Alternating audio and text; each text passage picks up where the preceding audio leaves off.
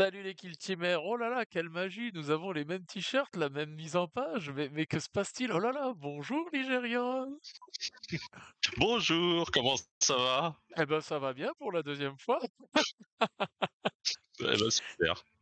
Bon, messieurs, dames, voilà, vous savez, on a tourné ça la même soirée, nous avons commencé par l'Imperium, maintenant nous allons attaquer ma partie préférée personnellement, puisque vous savez, je suis un peu plus joueur Xenos, oreille pointue que le reste. Donc nous allons aborder avec François ce soir la page de Warhammer Community d'aujourd'hui, du 10 septembre. Enfin bon, la vidéo sera publiée plus tard, mais nous abordons du coup les Aeldari. Et nous allons commencer par ceux qui saoulent un bon paquet de monde, puisque dans mes rapports de bataille, par grosse flemme, comme je jouais très peu, et ben je jouais la même team, les corsaires. Qu'est-ce qu'on a grosso modo sur les corsaires? Rifle, donc quand tu shootes avec un shuriken rifle, si tu as pas fait de charge, de fallback ou de repositionnement, peut-être qu'en français on a de la chance et ils vont nous mettre mouvement. Enfin, on verra, on verra. En gros, l'arme gagne la règle Accurate One. Je demande à Mister Judge, Accurate One, what is that? C'est-à-dire qu'on peut retenir une touche normale sans lancer le dé. Merveilleux, je prends. Et nous avons toujours, bien sûr, heureusement, j'ai envie de dire, le dash gratuit pour les corsaires que tout le monde déteste, mis à part moi, bien sûr. Ensuite, nous avons en équipement la rune de guidance. Donc en gros, c'est simple, quand vous utilisez un Wayseeker ou un Soulweaver, vous pouvez augmenter la portée de leur sort, en quelque sorte, de 3 pouces, mais ça n'affecte pas les armes psychiques. Donc en gros, typiquement, elle verra en dessous avec un des profils où vous pouviez soigner un mec à 6 pouces, bah, avec ça, ça vous permettrait de soigner à 9 pouces. En dessous, nous avons un Firefight Ploy. Ça y est, je commence à maîtriser le truc. Tactical commence à sortir, Firefight Ploy. Bon, typiquement, avant, il y avait un stratagème comme ça en tactical où dès que quelqu'un faisait un fallback, il se mangeait des blessures mortelles. Là, le changement, c'est que du coup, il se mange 2 des 3 dommages dans sa mouille pour chaque opérateur ami corsaire autour de lui. Donc, si vous avez 2 opérateurs, comme disait François en off, ça fait toujours plaisir de lui coller 4 des 3 dans la mouille. Et ça, on prend, bien sûr. En dessous, nous avons la fiche du Soul Weaver et François m'a bien fait remarquer cette chose que je n'ai pas observée tout de suite, c'est que les Xenos, c'est des malins. Ils bougent de 7 pouces et non pas de 6. Et ça, on prend. Parce que si vous regardez en dessous avec les nouvelles distances de portée des pistolets qui sont de 8 pouces, le Corsair il bouge de 7. Il dash gratuit de 3, il est à 10, il tire à 8 pouces, il tire à 18 pouces. Sur une moitié de map, bah, le mec tire à plus que la moitié du terrain, ce qui est plutôt pas mal, surtout quand on compte la zone de déploiement. Donc le Shuriken Pistol, j'ai toujours 4 attaques à 3+, dégâts 3-4, portée 8. Rending, l'arme de CAC, c'est toujours la même chose, et les sorts, pareil, c'est toujours la même chose, le Soulweaver qui va filer une APL ou redonner 2 des 3 points de vie perdus à un allié à 6 ou du coup 9 pouces, avec ce qu'on a vu au-dessus. Voilà pour ma première partie, je vais laisser les Blade of Cain à notre cher François. Dis-nous tout. Alors, les Blade of Cain, ça a pas l'air d'avoir beaucoup changé avec ce qu'ils nous donnent là pour le moment. Après, c'est une faction assez récente, tu vois. Mhm. Donc, on a toujours les techniques d'aspect, donc qui concernent des capacités spéciales qu'on peut déclencher à certains moments et qui dépendent de l'agent qu'on a, si c'est un scorpion, une Banshee ou banshee Vengeur. ou vengeur, c'est ça. Je suis très fort sur les Eldar. Ça se voit. Donc ça a, ça a pas l'air d'avoir changé beaucoup. Par exemple, là, on a l'exemple de Merciless Strike pour les Scorpions. On note que on a un nouveau keyword qui apparaît qui donne donc là l'arme gagne la capacité choc. Donc choc, ça a remplacé pour les armes de mêlée la règle stun, qui était avant 2 parties selon qu'on ait une arme de mêlée ou une arme de tir. Donc là, choc, qu'est-ce que ça fait? Ça fait que, si tu frappes avec un crit, et ben, tu peux défausser une touche normale, de l'adversaire ou une touche critique si il n'y a que des touches critiques. C'est un petit bonus, nouveau. Mais donc, Mmh. on oublie maintenant le 2e touche critique, qui enlève un APL, ça n'existe plus. Ça ne servait pas souvent de toute façon. Donc sinon, les autres, exemples, qu'ils donnent pour les techniques d'aspect des Banshee et des Avengers, il me semble pas que ça ait, beaucoup changé. Heu, donc là-dessus, ça va. Donc on a un exemple de rune, qui permet d'ajouter D3 à l'initiative. Donc je crois qu'il y avait quelque chose d'assez similaire avant sur un équipement qu'on pouvait prendre, mais je sais plus si c'était Ouais, il me ajouté semblait que D3 ou tu juste 1. rajoutais +1 ou -1 à ton jet, Ouais, je crois. OK. Donc là, il faut savoir que, et surtout avec les nouvelles teams qui vont sortir, et typiquement les V-Speed, il y a des D3 partout. Partout, Ouais, partout, partout. Donc c'est un peu dommage il y quand même. aura beaucoup Je de le disais D3. déjà, dans une autre vidéo, pour un jeu qui a voulu être simplifié, pour moi le D3, je trouve que Mmh. c'est le pire truc pour une simplification, quoi. Mmh mh. Complètement, complètement. Là, 1 en plus, 1 en moins, c'était clair. Il faut encore lancer un dé. Hem, alors sauf, peut-être nouveauté, peut-être la Dance of Death, donc qui est en gris, Ouais, donc qui est stratégique. un subterfuge stratégique, tout à fait, et qui permet d'intervertir 2 agents, ce qui peut être sympa. Donc typiquement, je crois que tu peux sacrifier des vengeurs, qui servent pas à grand chose, Mmh. si tu as un risque, pour un de tes scorpions, une de tes banshees te faire charger, donc ça peut être toujours sympa. Et ça n'existait pas, enfin, ou bien on me l'a jamais fait. C'est le même sort, en gros, c'est la même chose que le sort du Psyker dans les teams de corsaires, mais en stratégique, quoi. Ah oui, Tu ouais, prends ouais, tout 2 à et tu fait, switches. tout à fait. Donc ça peut être assez sympa. Mmh. Et puis on a l'exemple de fiche de l'Exarch, donc là aussi c'est 2 mouvements. Je crois que les stats ont un peu changé, heu, mais je pourrais pas dire quoi. On a toujours les Moi, pistolets qui sont à l'exarch, 8. j'allais dire On au a niveau des armes, je crois pas. Je crois Ils pas que ça tirent a toujours changé sur aussi les mal avec 2 pistolets. ouais. Ça on est d'accord. Donc ceux qui ont hurlé au départ, et ben, ils peuvent continuer. Voilà. Et toujours 2 combats ou 2 tirs, et toujours, la capacité Mandy Blaster pour infliger 2 dégâts. Mmh. On n'en a pas parlé, mais on remarque maintenant qu'ils ont arrêté de dire des blessures mortelles. Je veux dire, tu subis 2 dégâts, tu subis 2 dégâts. Voilà. Ouais. Il y a pas besoin de faire de distinction entre les blessures mortelles et les blessures pas mortelles. OK. Et c'est En à peu près dessous, tout. nous avons les Hand of Archer. Donc, Power from Pain, donc leur fameuse aptitude qui permet de gagner des points. Donc celle-là, elle a changé par rapport à l'ancienne version.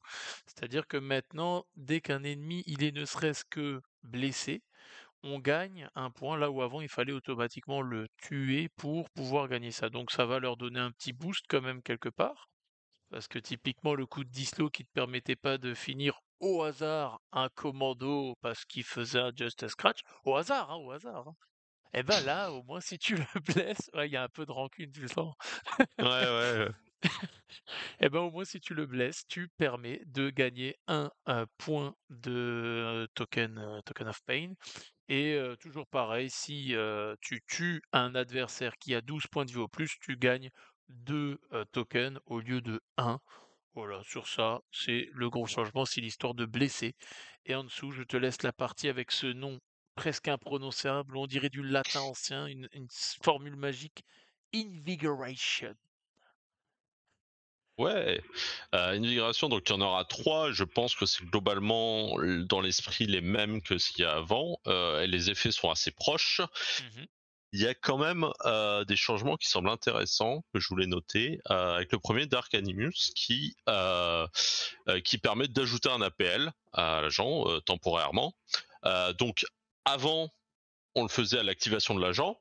Ouais. Heu et ça du coup, comme la règle des APL, ça disparaissait à la fin de son activation, parce que Mmh. c'était une modification d'appel. Là maintenant, on le fait pendant l'activation de l'agent, avant ou après avoir, accompli une action. Alors, en fait, il semble que toute l'histoire qui était un peu compliquée pour pas mal de gens de les appels, on a des appels et après on génère des action points en début Ouais, ouais. quand on active l'agent, etc. Comment ça interagit avec une modification d'appel, etc. C'était un peu compliqué. Donc là, ils ont pris le parti, je pense, de simplifier vraiment. Mais il y aura peut-être des situations qui vont être confuses. Donc là, qu'est-ce qui se passe? C'est que, mettons qu'on a chargé quelqu'un, on l'a tué, euh, euh, et du coup on a gagné un pain token. Ouais. On se dit, ah bah maintenant je vais l'utiliser, et puis je peux faire une action de tir, par Ouais. exemple. Donc apparemment, c'est ce qui serait possible. Et bonus, l'effet va durer jusqu'à au début de sa prochaine activation. Donc ça veut pas dire qu'il va pouvoir, du coup, je pense pas, Mmh. ça veut pas dire qu'il va pouvoir avoir un appel de plus à sa prochaine Au tour activation, mais d'après, au ouais. moins, pour par exemple contrôler un point, eh ben, il Mmh. aura 3 APL et pas 2. Ouais, bien vu. Euh, donc, euh, donc voilà, là, ce serait un bon boost, un truc. Plutôt que de gagner un pain token et puis mourir parce qu'on est au milieu de la pampa avant, Ouais. là, on pourrait faire des trucs au moins avant de mourir. Ce serait bien. Type par exemple faire une action de mission, un truc comme ça. OK. Et en dessous, Vitalized Surge. Donc quand, Oui, ce qui permet de faire un d'accord. dash après avoir tué quelqu'un, ça a pas bougé. OK, eh ben, écoute, on va descendre sur les équipements, les toxines, hein, beaucoup de texte comme on disait en off pour simplement dire qu'en gros ton arme de mêlée a létal 5+. Quand tu Qui n'a fights pas ou changé. que tu es, Mm, défenseur, lors d'un combat. mm. Et en dessous on a un Firefight Ploy, donc quand tu shootes ou que tu fights un ennemi qui est wounded, tu peux, reroll des dés d'attaque. Bon, pas plus à dire que ça là-dessus? Bah, juste pour noter que ici wounded c'est différent de injured, donc c'est Oui, pas blessé, c'est-à-dire que c'est un ennemi qui a perdu des points de vie, quoi. Donc c'est un peu plus fort que le ploy actuel, qu'il faut l'ennemi soit blessé, quoi. C'est-à-dire moins de la la moitié de moitié ses de ce points de vie. point de vue. En dessous, on a donc la fiche du Crimson Duelist, hein, toujours 2 APL, 7 de move du coup, ça vous avez compris avec les Xenos, save 4, 8 points de vie, ça change pas. Le pistolet, c'est la même chose, les Razorfly, c'est toujours la même chose. Qu'est-ce qu'on avait de différent? Oui, tu m'avais dit, c'était surtout le Crimson Duelist au niveau de ses actions de fight. C'est qu'avant, il pouvait double fight, donc tu chargeais 2 figues, tu pouvais en taper une, puis ensuite tu pouvais taper l'autre avec ton deuxième fight. Et là, visiblement, d'après le wording, tu peux que cibler une figurine. Ouais, oui, c'est ça. Ce type de capacité est très présente Mmh. à différents endroits. Tellement présente que ça aurait été bien qu'ils en fassent un keyword, enfin une règle générique, quoi, Oui, c'est vrai. partagée par. Ça aurait été peut-être intéressant. Euh, mais là, c'est pas le cas, et du coup, donc on sait pas vraiment si c'est un nerf là spécifiquement pour le Crypto Duelist, ou si toutes les capacités de ce style vont subir le même traitement. Donc ce sera à voir. Ouais, parce qu'effectivement, cette situation, elle est presque bête, quoi. Parce que tu te dis justement, ces mecs-là qui sont là pour aller au charbon, hein, typiquement, ben, te dire, tu charges 2 mecs, mais tu mets une gifle qu'à un et ensuite tu tends la joue à l'autre. Bizarre, Mm. bizarre. Et en dessous, nous avons la dernière petite team fétiche de notre François Bis à Linounette, les Mandrakes. Donc le Soul Strike, je crois qu'on avait vu, ça change pas. C'est toujours la même capacité en Ouais. fonction de l'APL, les insave à 2+, t'as une crit sur 1, normal sur 2, etc. Umbrella Entities, tu ignores la règle Piercing, quand un Mandrake ami est, dans les ombres, tu augmentes ta save de 1. Ça change, il me semble? Oui, alors tout simplement, c'est qu'avant, les mandrakes avaient sauvegarde invulnérable. Alors Ouais, ce type de sauvegarde a disparu. Et maintenant, pour tous les agents qui avaient une sauvegarde invulnérable, probablement qu'il y aura ça, c'est-à-dire qu'ils vont juste ignorer la règle piercing. Donc, piercing, c'est le mot-clé qui remplace AP AP. sur l'arme, euh, Armor Penetration. Et là, ce que ça dit aussi, c'est que s'ils sont dans l'ombre, leur save est augmenté de 1, donc ils passent de 5 à 4. Donc c'est pareil qu'avant. Avant, ils avaient une sauvegarde invulnérable à 5, et quand ils étaient dans l'ombre, c'était une sauvegarde invulnérable à 4. Donc c'est Mmh. le même effet avec un changement de vocabulaire. OK. En dessous, je te laisse, notre petit encadré avec le Bone Dart et sa suite. Ça change pas, il me Ouais, alors semble? le Bone Dart, c'était un équipement qui était jamais pris, donc là, je pense qu'il gagne un point de dégâts critique si je me trompe pas. Enfin, il y a peut-être Mmh. un changement de stats, mais c'est toujours silencieux, etc. Je pense pas qu'il était très utilisé.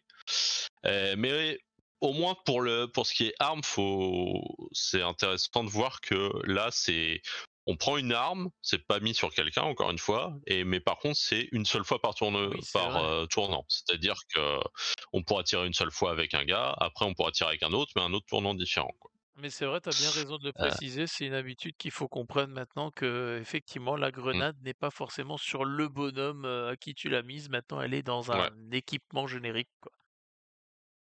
Pour les grenades, c'est moins grave parce que spoiler, elles font beaucoup moins mal et elles n'ont plus un direct. Vous avez hâte de savoir plus? Connectez-vous prochainement sur la chaîne Team France. Et qu'est-ce qu'il nous dit le Firefight Ploy? Alors le Firefly Ploy, pareil, n'a pas changé, ni même de nom. Les mandrakes peuvent tricher et en se déplaçant pendant son activation, traverser les éléments de décor. Voilà. François, tu peux toujours être satisfait, François Linnet. Tes mandrakes sont toujours valables pour le moment. Et en dessous, on a le profil du Night Thing, donc ça a pas changé hormis le move, hein, qui est de 7, ça vous l'avez compris. Bale Blast, c'est toujours pareil, 4 à 3 plus dégâts 3-4. Au corps à corps, c'est pareil. Est-ce qu'on a quelque chose qui change? Non, Je vraiment, survole c'était ça, mais choc à la place de stun, encore une ouais. fois. Il y avait la stun, mais sinon, toujours les mêmes capacités qui marchent sur des dés aléatoires qui sont très frustrantes.